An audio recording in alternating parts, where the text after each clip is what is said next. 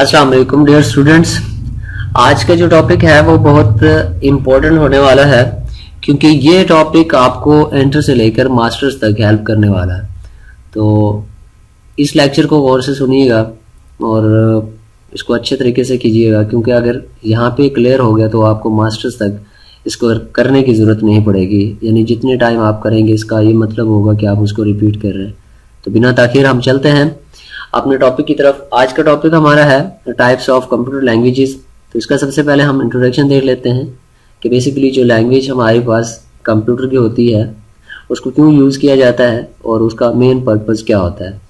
A language is the main medium of communicating between computer systems, and the most common are the programming languages. तो कुछ चीज़ें हैं यहाँ पर। Initially दो बेसिकली हमारे जो पर्पस होते हैं, एक ये है कि हम लैंग्वेज को कम्युनिकेशन के लिए इस्तेमाल करते हैं, और दूसरा जो होता है हमारे पास वो हम प्रोग्राम्स को लिखने के लिए लैंग्वेजेस का इस्तेमाल करते हैं। As we know, a computer only understands binary numbers, that is 0 and 1, to perform the various operations, but language are developed for different type of work on a computer. तो जिस तरह हमें ये भी पता है कि हमारा जो कंप्यूटर है वो एक इलेक्ट्रॉनिक मशीन है, इसलिए वो 0 और 1 की लैंग्वेज समझता है। और कुछ लैंग्वेजेस ऐसी हैं जिनको हम यूज़ करते हैं डेवलपमेंट में मुख्तलिफ़ किस्म के काम सर अंजाम देने के लिए।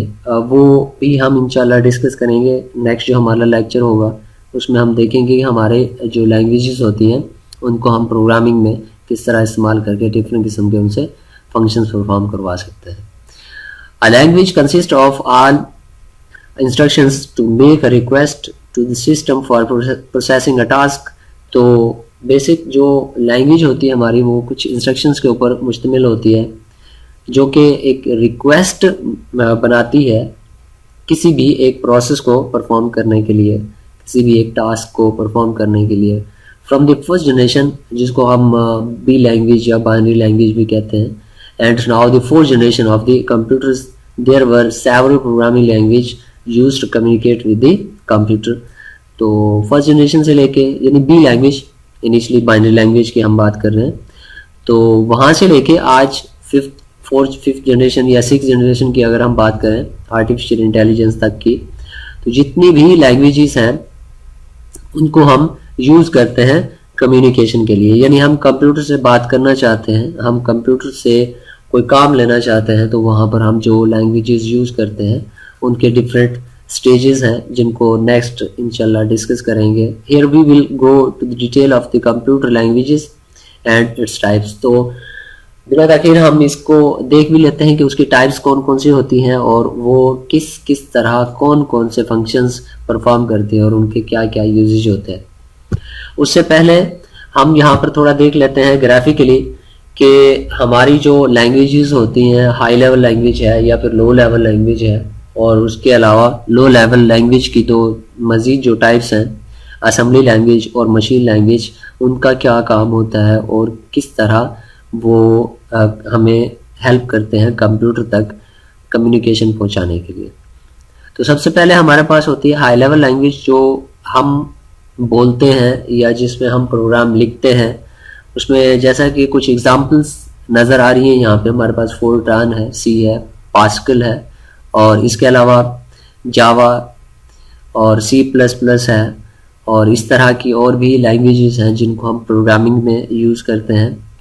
इस तरह की सारी लैंग्वेजेस वो हाई लेवल लैंग्वेजेस कहलाती है जो ह्यूमन अंडरस्टैंडेबल होती है। उसके बाद नेक्स्ट हमारे पास जो स्टेप आता है वो होता है assembly language. Assembly language basically लो लेवल लैंग्वेज की टाइप होती है, लेकिन ये मशीन लेवल से वन स्टेप हायर होती है। मतलब इसमें शॉर्ट वर्ड्स का हम इस्तेमाल करते हैं, इसको भी हम देखेंगे। और उसके बाद लास्ट कंप्यूटर की अपनी लैंग्वेज आती है जिसको हम मशीन लैंग्वेज कहते हैं, और उसके बाद लास्ट में हमारे पास हार्डवेयर आता है जिसके साथ हम कम्युनिकेशन करना चाहते हैं। यानी अगर हम हार्डवेयर के साथ कम्युनिकेशन करना चाहते हैं तो हमें क्या करना पड़ेगा, सबसे पहले कोई प्रोग्राम राइट करना पड़ेगा हाई लेवल लैंग्वेज में, और उसके बाद फिर हमें वहाँ से प्रोग्राम को राइट करके आना पड़ेगा हार्डवेयर तक जिस तक हम पहुंचना चाहते हैं, तो उस हाई लेवल लैंग्वेज को कन्वर्ट करने के लिए हमें कोई एक कन्वर्टर की ज़रूरत होगा, जिसको हम इंशाल्लाह नेक्स्ट आने वाले लेक्चर्स में डिस्कस करेंगे। तो उसके बाद नेक्स्ट जो चीज़ हमारे पास है, इसकी बेसिक टाइप्स हैं लो लेवल और हाई लेवल, तो उसको हम डिस्कस कर लेते हैं। सबसे पहले हम लो लेवल लैंग्वेज को डिस्कस कर लेते हैं कि लो लेवल लैंग्वेज हमारे पास क्या होती है और उसके काम क्या होते हैं। Low level language are the machine code in which the instructions are given in machine language in the form of 0 and 1 to computer system। तो लो लेवल लैंग्वेज को एक तरह यूं भी कहा जाता है कि लो लेवल लैंग्वेज जो है वो मशीन लैंग्वेज भी हो सकती है। तो इसमें 0 और 1 जो वैल्यूज होती हैं वो दी जाती हैं कंप्यूटर को, जिसको कंप्यूटर इजीली अंडरस्टैंड कर लेता है। It is mainly design to operate and handle our hardware and instruction sets architecture of a computer। तो इसको बेसिकली डिज़ाइन इसलिए किया गया ताकि हम हार्डवेयर के ऑपरेशंस को हैंडल कर सकें और उसकी जो इंस्ट्रक्शंस हैं उसको कंट्रोल कर सकें। The main function of low level language is to operate, manage and manipulate the hardware and system components. तो बेसिकली सिस्टम कंपोनेंट्स भी हार्डवेयर को ही कहते हैं, और इसमें जो उसके मेन ऑपरेशंस हैं, एक हमारा कोई एक ख़ास किस्म का ऑपरेशन परफॉर्म करना, हार्डवेयर को मैनेज करना, उनकी मैनिपुलेशन करना, ये 3 उसके ऑपरेशंस होते हैं जिन जो उसके फंक्शंस में उनको उसको शुमार किया जाता है। There are various programs and applications written in low level languages that are directly executable without and any interpretation और ट्रांसलेशन। तो चूंकि हमारा जो लो लेवल लैंग्वेज में लिखा हुआ कोड होता है वो मशीन लैंग्वेज में होता है, इसलिए उसको कन्वर्ट करने के लिए किसी इंटरप्रेटर या कंपाइलर की या ट्रांसलेटर की ज़रूरत नहीं पड़ती। The most famous and base of all programming language C and C++ are mostly used low level language till now. अब तक जो हमारी C लैंग्वेज है जो अपग्रेड होकर C++ हो गई, उसमें भी अब तक लो लेवल लैंग्वेज को यूज किया जाता है। Low level language is also divided into 2 parts or machine language and assembly language. तो इसको मजीद फिर 2 पार्ट्स में डिवाइड किया जाता है, एक हमारे पास होता है मशीन लैंग्वेज और दूसरा असेंबली लैंग्वेज।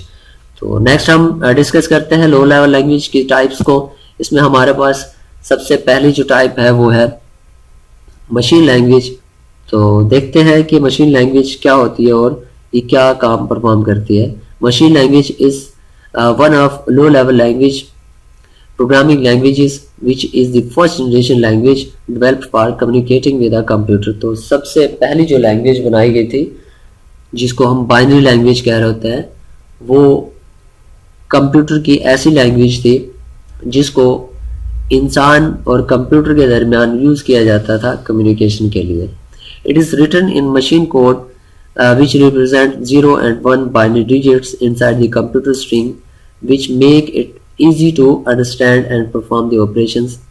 तो हम जो कोड इनिशियली लिखते थे स्टार्ट में, उसको 0 और 1 की फॉर्म में लिखा जाता था, जो इंसान और कंप्यूटर के दरमियान राब्ते का काम करता था। As we know a computer system can recognize electric signal, so here 0 stand for turning off electric pulse and 1 stand for turning on electric pulse। तो जो कंप्यूटर एक इलेक्ट्रॉनिक मशीन है, तो उसमें 0 और 1 जो हम चीज इस्तेमाल करते हैं वैल्यूज, 0 का मतलब होता है कि ऑफ है और 1 का मतलब होता है कि वो ऑन है, यानी इलेक्ट्रिक पल्स 0 1, 0 का मतलब ऑफ, 1 का मतलब ऑन।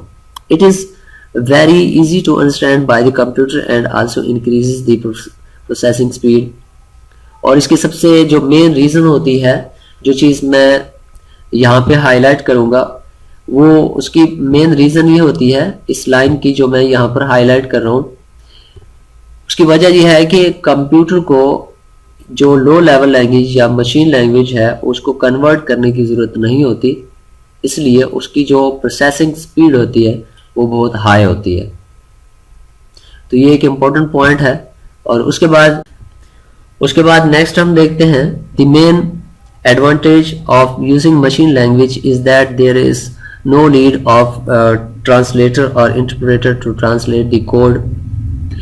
वही अगेन बात रिपीट हो रही है कि सबसे जो इसका अहम फायदा है वो ये है कि यहाँ पर हम किसी किस्म का कोई ट्रांसलेटर या इंटरप्रेटर यूज नहीं कर रहे होते, जिसकी वजह से हम इजीली प्रोग्राम को एग्जीक्यूट कर सकते हैं। As the computer directly can understand but there are some disadvantages also, like you have to remember the operations code, memory address every time you write a program. That also hard to find error in a written program. It is a machine dependent and can be used by a single type of computer. जो सबसे बड़ा B language का यानी binary language का drawback था वो ये था कि ये मशीन डिपेंडेंट थी। मशीन डिपेंडेंट का ये मतलब है कि अगर हम उसे एक डिवाइस पर बनाएंगे तो वो जस्ट एक डिवाइस, जिस डिवाइस पर बनाई गई है, जो प्रोग्राम बनाया गया उसी पे चलेगा। उसके अलावा किसी और मशीन के ऊपर, किसी और कंप्यूटर के ऊपर या किसी और मोबाइल के ऊपर वो प्रोग्राम नहीं चल सकता, जो कि इसका सबसे बड़ा ड्रॉबैक था। उसके बाद नेक्स्ट हम डिस्कस करते हैं असेंबली लैंग्वेज को। असेंबली लैंग्वेज क्या होती है? Assembly language is second generation programming language that has almost similar to structure or set of commands as machine languages. इसमें सिमिलैरिटी ये थी कि इसका जो स्ट्रक्चर था वो सिमिलर था मशीन लैंग्वेज के, लेकिन instead of using number like in machine languages, here we use words or name in English form, also symbols. तो हम इसमें कुछ खास किस्म के सिंबल्स और शॉर्ट वर्ड्स का इस्तेमाल करते थे, बाकी उसका कंप्लीट जो स्ट्रक्चर था वो बाइनरी लैंग्वेज की तरह ही था। The program that have been written using words, names and symbols in assembly language are converted to machine language using an assembler. तो चूंकि ये एक असेंबली लैंग्वेज थी तो कंप्यूटर की जो लैंग्वेज होती है वो मशीन लैंग्वेज होती है, इसलिए इसको मशीन लैंग्वेज में कन्वर्ट करने के लिए एक कंपाइलर इस्तेमाल किया जाता था जिसको असेंबलर कहते हैं। Because a computer only understand machine language, that's why we need an assembler that can be convert the assembly language to machine language, so the computer gets the instruction and respond quickly. तो इस तरह जो computer है वो instructions receive करता है और जल्दी से उसका रिप्लाई भी कर देता है। तो इसमें सबसे जो बड़ा एडवांटेज था वो ये था कि the main disadvantage of this language is that it is written only for a single type of CPU, does not run on any other CPU.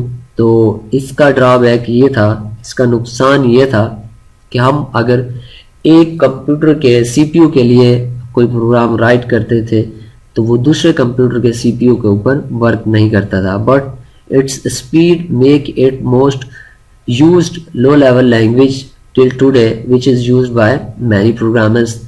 तो इसकी स्पीड की वजह से जो है लो असेंबली लैंग्वेज अब तक भी प्रोग्रामर्स के ज़रिए इस्तेमाल हो रही है, जिसको प्रोग्रामर्स अपनी प्रोग्रामिंग में बहुत ज़्यादा इस्तेमाल कर रहे हैं।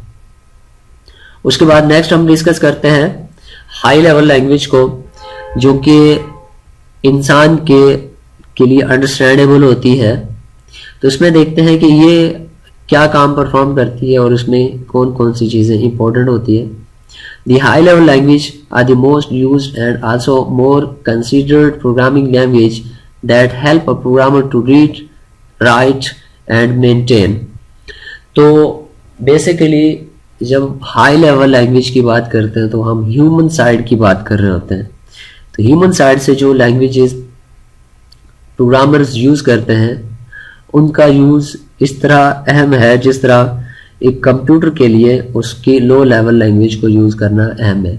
It is also the third generation language that is used and also running till now by many programmers. तो इसको थर्ड जनरेशन लैंग्वेज भी कहा जाता है। There are less independent to a particular type of computer and also require a translator that can convert the high level language to machine language. तो definitely हमारी language में और कंप्यूटर की language में फ़र्क है। हमारी लैंग्वेज सपोज इंग्लिश वगैरह हो सकती है, लेकिन कंप्यूटर की जो लैंग्वेज है वो बाइनरी है, तो उसमें कन्वर्ट करने के लिए एक कन्वर्टर की या एक ट्रांसलेटर की ज़रूरत पड़ सकती है। The translator may be an interpreter and compiler that have to convert into binary code for a computer to understand. तो हमें दो चीज़ों की ज़रूरत पड़ सकती है, इंटरप्रेटर भी हो सकता है, कंपाइलर भी हो सकता है, जिसके ज़रिए हम अपने कंप्लीट प्रोग्राम को कन्वर्ट करके इस्तेमाल करवा सकते हैं कंप्यूटर के ज़रिए, जिसको कंप्यूटर आसानी से समझ सकता है। There is various high level programming languages जैसा कि सी है, फोर्ट्रान है, पास्कल है, और इसके अलावा कुछ और लैंग्वेजेस भी होती हैं। There are less independent and also enable the programmer to write a program।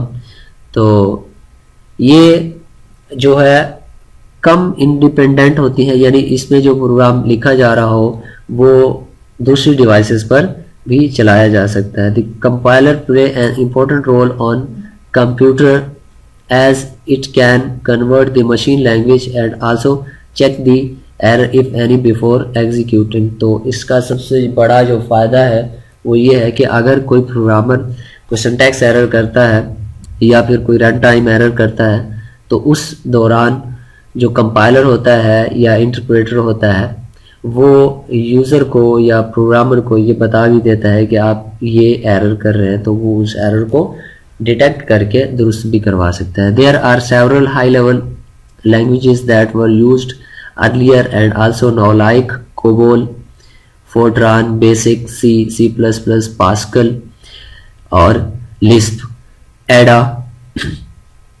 Algol, Prolog and Java। तो ये कुछ टाइप की लैंग्वेजेस थी जिनको पहले यूज़ किया जाता था। इनफैक्ट जावा को रिजेक्ट करके अगेन इसको अब यूज़ किया जा रहा है और इसका बहुत ज़्यादा इस्तेमाल बढ़ चुका है। It is user friendly as the programs are written in English using words, symbols, character, number that need to be converted to a machine code of for processing। तो हम डिफरेंट किस्म के चीज़ें इस्तेमाल करते हैं एक प्रोग्राम के अंदर, जैसे कि वर्ड्स हो सकते हैं, सैम्बल हो सकते हैं, कैरेक्टर हो सकते हैं या फिर नंबर्स हो सकते हैं।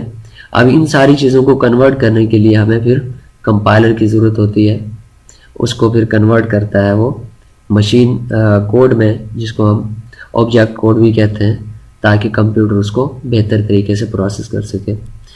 तो जी ये था हमारा आज का लेक्चर। उम्मीद करता हूँ कि आपको पसंद आया होगा। अब मैं ये नहीं कहूँगा कि आप लोग मेरा चैनल लाइक सब्सक्राइब ये वो करें।